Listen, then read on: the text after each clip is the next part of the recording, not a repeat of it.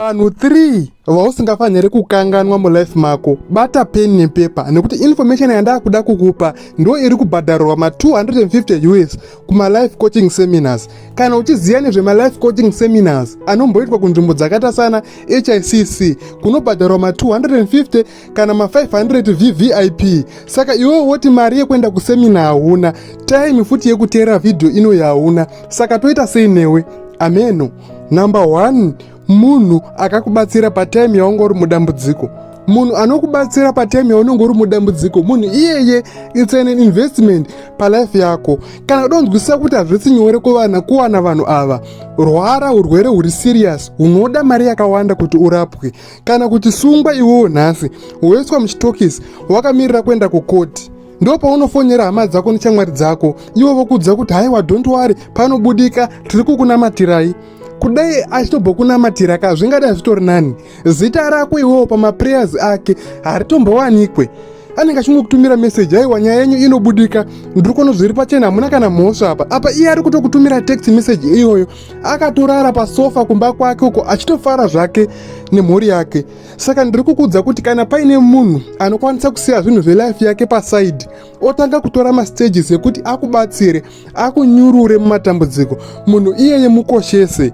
It's an investment kulife yako, unofanira kumupa first priorities kutodarika hama dzako, munhu iyeye mukoshese kudarika hama dzako. Chechi 2, maintain a good healthy relationship nemunhu iyeye, kuti murambe muchiwirirana, murambe muchinzwisisana. Chechi 3, munhu iyeye paanosanganawo nedambudziko mubatsirewo. Kunyange usingakwanise kunyatsomupa rubatsiro rwaanenge achida padambudziko raanonga ainaro panguva iyoyo, ngazvive pachena kuti uri kuda kumubatsira and you are trying your best kuti ubatsire munhu iyeye. Taakuenda pamunhu wechi2 wausingafaniri kukanganwa. Munhu iyeye munhu anokusiya patime yaunenge uri mudambudziko. Pabracket iri ndo panopinda futi vanhu vamunodanana navo vaivai, vekuti iwe unenge uchiti uri kudanana naye asi iye aine zvinhu zvaari kuda kubenefita kubva kwauri, kana kuti mafriends enyu. Panapa tiri kutaura nezvinhu zvevanhu vanokusiya patime yaunenge wava mudambudziko. Vanhu ava ndo vatinoti zvisveta simba, vanhu vanongoda kuva pauri kana aine chinhu chaari kubenefita chete, asi chinhu ichocho paasingachakwanisi kuchiwana, munhu iye anobva akusiya oenda kune vamwe vanhu. Life yako yakuzodzoka mutrack, munhu iyeye ndiye paanotanga kuda kudzokera kulife yako. Saka kana uchinge waziya kuti vanhu ava ndo zvavari, hapana hapo need yekuti ugadzire magrudges kana kuti upopotedzane nevanhu ava, asi unofanira kugadzira maboundaries.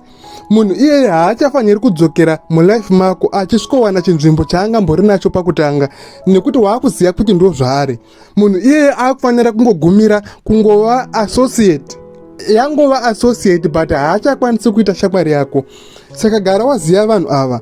Ende chandoda kuti ugara wakangwarira ndechekuti vanhu ava vakaona kuti waakusimuka, life yako yakutanga kutapira futi, vane chirauro chavanoshandisa kuti vakudzosere back mulife mako, kana kuti vadzoke back mulife mako iwo.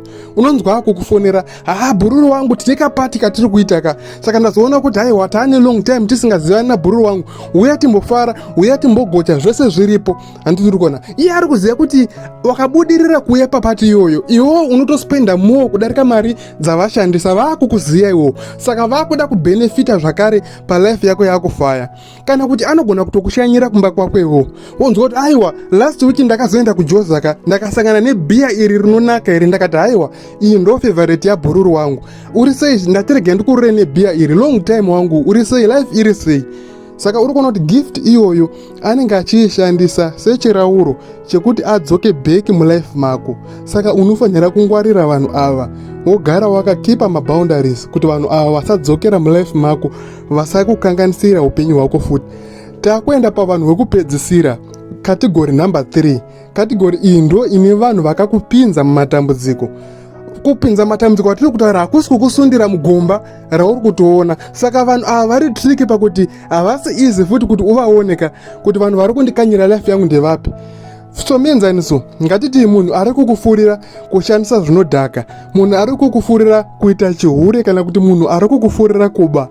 iwo chaunozongoona maresults kuti life yangu haichafambe nini, yakanyika wavarombe, pfuma yako yese yakaparara, maybe wakutorwara nemadrugs ayaya, kana kuti hausisina kana relationship kana marriage kana imba yakamira, zvose zvakakanyika nekuda kwechihure chisina kana basa, chisina kana order chawanga wakuita iwewe. Handiri kuona. Saka kuti uone kuti ari kuzvikonzera ndiani, unogona kusazviona nekuti ishamwari yako yauri kutoita nayo zvinhu izvozvo. Shamwari yako ritoriwo rombe. Handiri kuona. Chaanongoziva kungotsvaga mari yekuti muite zvemadrugs, chaanongoziva kukutsvagira magroups emahookups, muchijoina magroups emahookups emahure ekunana Chitungwiza, ekunana Hopley Norton kutown, muchingorarama life isina order. Saka iwo paunozoziva kuti munhu uyu ndiye ari kukonzeresa zvinhu izvi, gara pasi nemunhu iyeye womuudza, shamari, zvinhu zvachiri kuita izvi zvakaipa, hazvina direction. Kana achinge aonawo kuipa kwazvo akabvuma kuzvisiya, mopfuurira mberi nekuva neushamwari nemunhu iyeye. Asi akaramba kunzwisisa, akaramba kusiya tsika iyoyo yakaipa, iwe wakutofanira kugura ushamwari hwako nemunhu iyeye, iwe wopfuurira mberi neupenyu hwako hwakachena. Asi tiri pakategori number 3, pane rimwe bracket revanhu 2 vaunofanira kungwarira. Ava vanhu manjeka vanokunyengera kuita zvinhu zvinokudonhedza, asi ivo vasingapindi muzvinhu zvacho. Handiri kuona, anokupa advice inonokudonhedza kumberi. So menzaniso inenge iri relationship advice, okuudza kuti shamari, mudiwa wako ari kukurambira kuita zvauri kuda, haiwa hazvinetse, munyararire, usamupa rudo, usataura naye, mufuratire, usatombotaura naye. Handitiri kuona. Iye anonyatsonzwisisa ende anoziva impact inobva pasilent treatment. Kana ukapa partner yako silent treatment, anoziva kuti zvii zvinozoitika pamberi pacho. Handiri kuona. Saka munhu iye anokupa bad relationship advice inoita seyakanaka, ichakubatsira kuwana zvauri kuda, asi ichizokupa results akaipa. Saka unofanira kungwarira patepe yenyoka idzodzo. Even business advice, iwo uri kuya naye kwaari kuti akupe business advice, nenyaya yekuti business rake riri kubudirira, asi pese pauri kuita zvinhu zvavo zvaari kukuudza, business rako riri kudonha, zvichireva kuti pane chinhu 1 chaasiri kukuudza chinoita kuti usimuke. Pane matraps ari pasi apa aasiri kukuudza, ausingazive iwewe as a new beginner business. Zvinoreva kuti munhu iye ishamwari yakaipa, inyoka, haadi kuti usimuke kuenzana naye kana kuti kumudarika. Saka unofanira kuziva type yevanhu ava, wogara wakatambira kure navo, vanhu vanokupa advice kana kuti vanokufurira kuti uite zvinhu zvinokupinza mumatambudziko, vanhu vanokupinza mumatambudziko. Saka iwowo ndo vanhu 3 vausingafaniri kukanganwa nezvavo muupenyu hwako, vanhu vaunofanira kugara uchiziya. Iwo ukaona life yako isiri kufambira mberi, ichigara yakastaka panzvimbo 1, zvinoreva kuti vanhu vauri kutamba navo kana kuti vari kurirana navo havasivo. Nekuti iwewo kana munhu wawirana naye gore rapera, life yake munhu iye yanga yakadzika, asi 5 years ago life yake yanga yakadzika, asi gore rinori life yake yakwira, iri kufambira mberi, asi iwewo yako iwewo haisi kufambira mberi. Handiri kuona. Zvinoreva kuti uri kutamba nemunhu asiriye, nekuti dai maiwirirana aikubatsirawo kuti upenyu hwako hufambe sehuri kuita hwake. Kana kuti mese makangonyura mumadhaka, muri kungotenderera, hamuna kana life iri kufamba, zvinoreva kuti uri kutamba nevanhu vasiriwo. Saka zvavakufanira kuti apana paka wakufanira kusevha. Handiti uri kuona.